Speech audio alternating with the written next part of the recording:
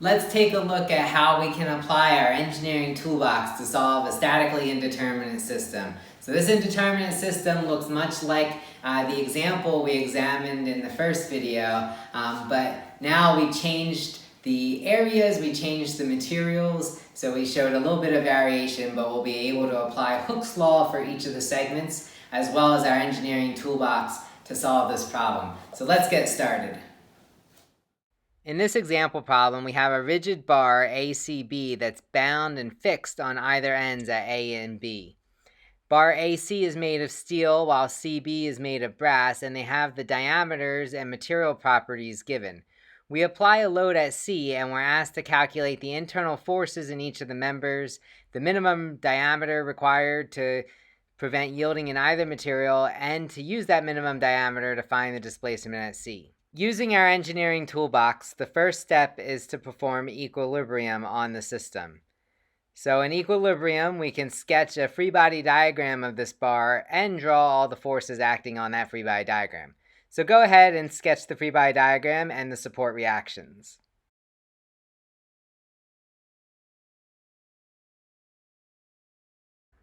Hopefully your free body diagram looks like what is drawn here.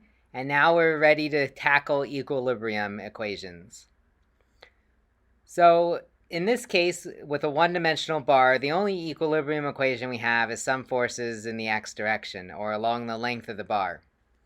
So I'll write my equation. Some forces in the x equals P minus AX minus BX equals 0.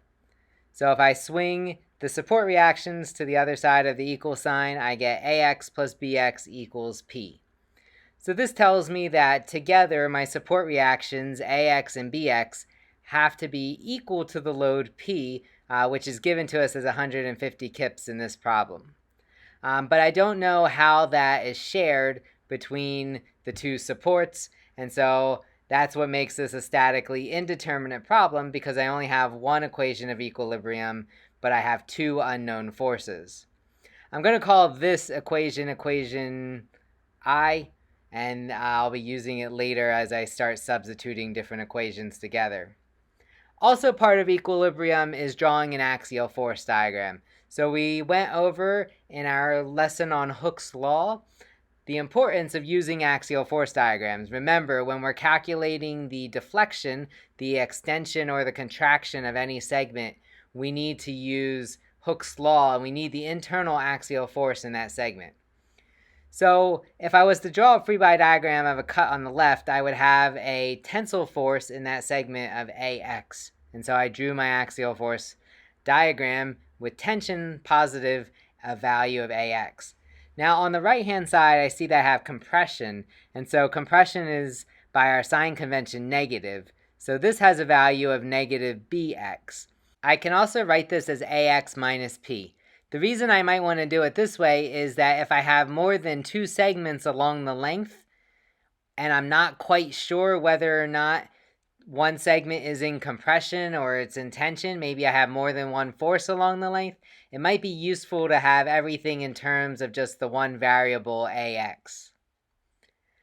I would consider the axial force diagram part of equilibrium, and because ultimately I want to get to the internal forces in segment AC and segment CB, I'm going to now define what my internal force is. So in segment AC, I know that it's in tension and it's a value of AX.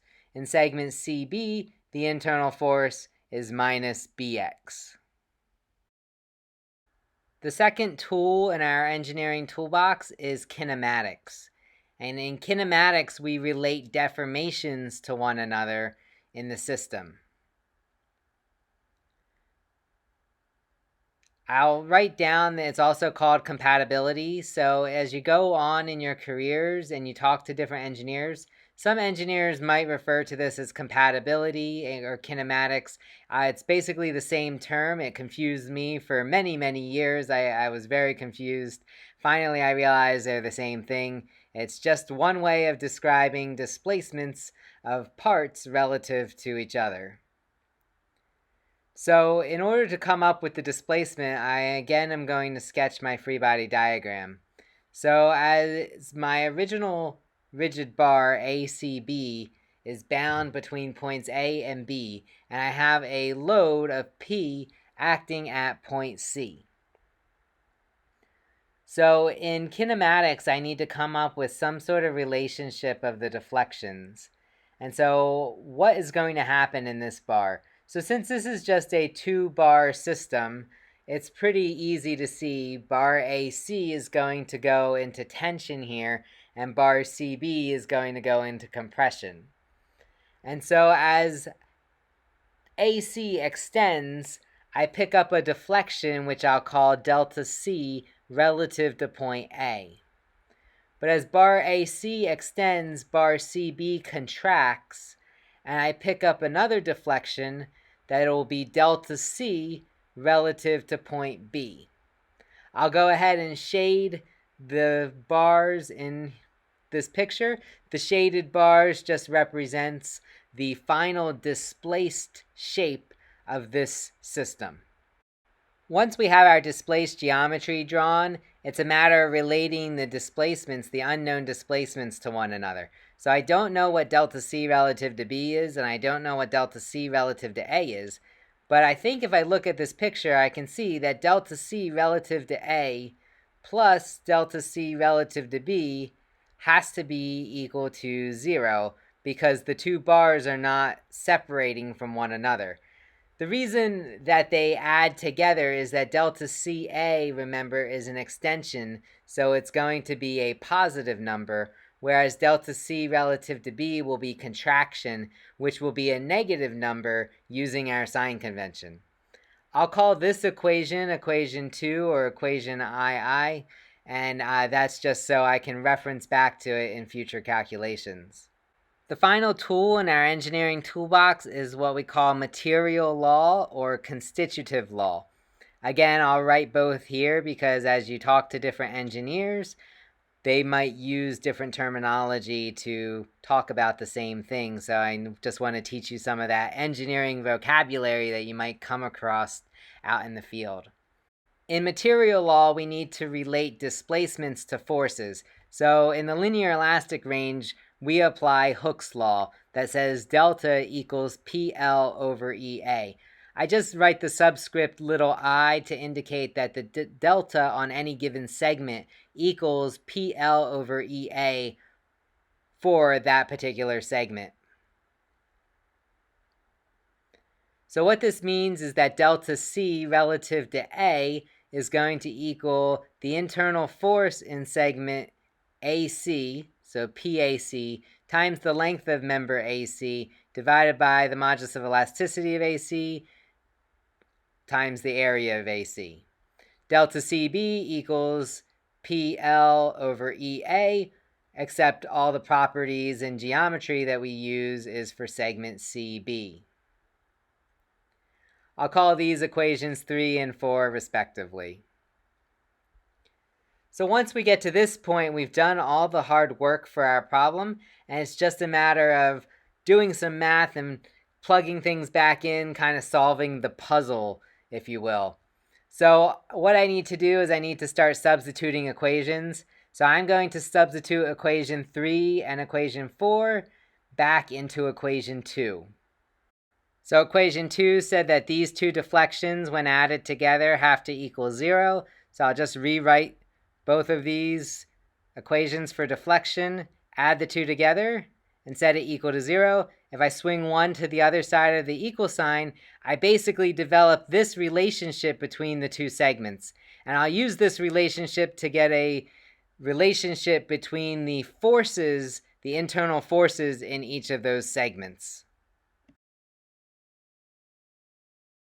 I just want to take a second to talk about sign convention here. So I tried to organize the problems in the notes with good details with sign convention in terms of plus being tension and negative being compression.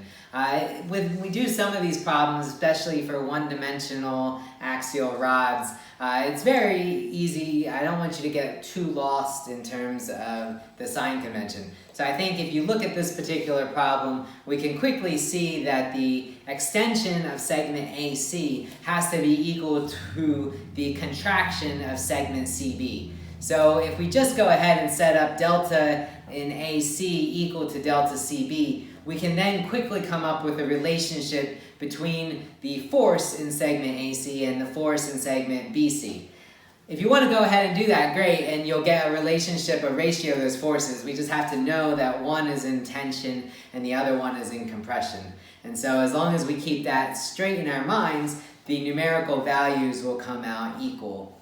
So I just another take on sign convention. So in case you wanted to look at it a different way or you were getting too bogged down in the details, I just wanted to mention that. And we'll talk more about sign convention as we keep going through this class.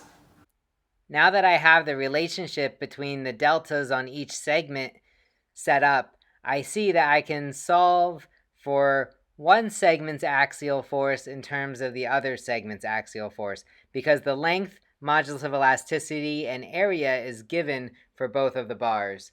So I want to go ahead and plug in my numbers. So my axial force on segment AC is AX, the length was L over 3. Young's modulus was 29,000 KSI for steel, and the area of segment AC was pi over 4 times the quantity of 0.75 d squared. Again, make sure that 0.75 d all falls in the parentheses so that you're squaring that 0.75 as part of your math. I set this equal to the right-hand side. This is equal to a negative. Now, remember the axial force in PCB was negative bx, so I make sure I plug in that negative sign for compression because my compression forces are negative. The length of CB is 2L over 3. The modulus of elasticity is 14,600 KSI, which corresponds to Young's modulus for brass material. And then the area of segment CB is pi over 4 d squared. Now, I don't really have to know what L is and what D is in this proportion. This is just a relationship between the two. So my D squareds will cancel and my L's will cancel, and I can solve for AX in terms of BX. In this particular problem, I solved that AX equals 2.2346 BX. And so this is the relationship that is set up between the support reaction AX and the support reaction BX. I'll call this equation 5.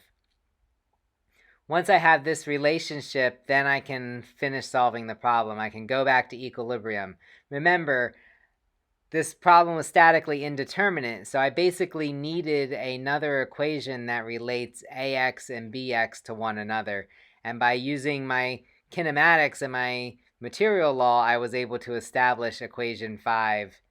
So now I have two equations, two unknowns. I'll go back to equation 1 that says AX plus BX equals P, and I'll now substitute equation 5 into that. So for AX, I substitute 2.2346 BX plus BX equals 150 kips, because that was the value of P. Don't forget when we do this algebra that there's a 1 in front of that second BX. So this now gives us 3.2346 BX equals 150 kips. And now I can solve for BX. BX in this case is going to be 46.374 kips. This is a positive number, positive 46.374 kips. So it's acting to the left as I drew it in my free body diagram. AX is equal to 2.2346 times BX. So I can just substitute my now known value for BX, and I solve that AX equals 103.626 kips. Also a positive number, so also acting to the left as I drew it in my free body diagram. I also note that AX plus BX equals 150 kips, so it seems like my intuition that the two support reactions should be resisting the applied load is correct. Furthermore, I can establish the internal forces in each of the segments. Internal force in segment AC was equal to tension with a magnitude of AX. So that's 103.626 kips tension in segment AC. And segment CB was in compression with a value of negative 46.374 kips. All right, so this now solves part A of our example problem. Now that we've completed part A, we basically have completed the indeterminate part of this problem. Now parts B and C are just making us recall material that we learned in previous lessons in terms of Hooke's law and also calculating stress. So part B asks us to solve for the minimum diameter, that value of the variable d, and we want to solve for the minimum diameter d that does not cause yielding in either member AC or member CB. So I'll go ahead and I'll set up kind of two parts to my page so that I have member AC on the left, which is the steel member, and member BC or CB, which is the brass member on the right hand side. And now I want to figure out what diameter I need to not exceed a particular stress. So remember axial stress. Axial stress is sigma equals P over A. In this case, sigma, my stress, is my yield stress. This is my allowable stress in this case. So I set my yield stress in segment AC, and I said that yield stress needs to be greater than the measured stress of P over A for that segment. I'll set up the same relationship for member CB. So now I just have to go through and do the math. I plug in the yield stress for AC, which is 50 KSI. That has to be greater than or equal to the internal force of segment AC, which is 103.626 kips, divided by the area of segment AC, pi over 4 times the quantity of 0.75 d squared. So now I just solve for the diameter. With my greater than sign, I find that d has to be greater than or equal to 2.166 inches so that the steel bar does not yield. I repeat the process for the brass member. In this case, the yield stress for brass is significantly less than steel, so it's a value of 11.4 KSI for this material. Then I'll put the axial force in segment CB, which is 46.374 kips. If you want to go ahead and just think, for most ductile metals, the yield stress in tension and compression is the same, so I've taken an absolute value here on my force. Then I plugged in the area of CB and I solve for the diameter. This says my diameter has to be greater than 2.276 inches. Finally, I need to figure out the required diameter. So if one diameter needs to be greater than 2.166 inches and the other needs to be greater than 2.276 inches, then if I want to have a safe design all around, I need to make sure that D is greater than or equal to 2.276 inches.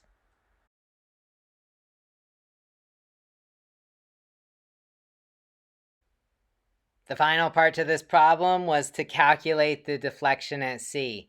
So in this case, we want to recall using Hooke's law to calculate deflection at a particular point. So when we calculate deflection at a particular point, especially when it's connected to other points, we have to write what we refer to now as a compatibility equation. So I see that my deflection in the middle at point C is equal to my deflection at A plus C relative to A. Now, of course, delta A goes to 0 because delta A represents the deflection at a fixed end, which in this case will be 0. So if I go ahead and now I just need to plug in my values for delta C relative to A, which is going to be PL over EA for segment AC. So now I just go back to the previous equation where I had all of these values listed, except now I want to put in all the numeric values and make sure they're all in the same units so that units work out and I can calculate deflection. So my axial force in segment AC was 103.626 kips tension. I see that my length was L over 3. L was given to us as 36 inches, so 36 inches divided by 3. Young's modulus for steel was 29,000 KSI, and then the area of segment AC was pi over 4 times 0.75 times the diameter, which we calculated the diameter to be 2.276 inches. And so that's the diameter that the problem requests that we use. So plugging in 2.276 inches here for the diameter. Then I make sure that that quantity, once I multiply those two values, then I square them, and that'll represent my area. So now it's just a matter of completing the math. If I do my math correctly, if you do your math correctly, you should calculate that delta C equals 0.0187 inches. Typically, I like to keep deflections to about 4 decimal places when we're working in US customary units of inches. I suggest that you also include an arrow to show how point C is displacing. So point C is moving to the right. This is very useful for other engineers who might be reviewing your work and might even use a different sign convention than you. So the arrow will tell them what direction you're expecting that displacement to occur. Congratulations on completing your first statically indeterminate problem ever. We will get on and we'll look at a second example. Great job.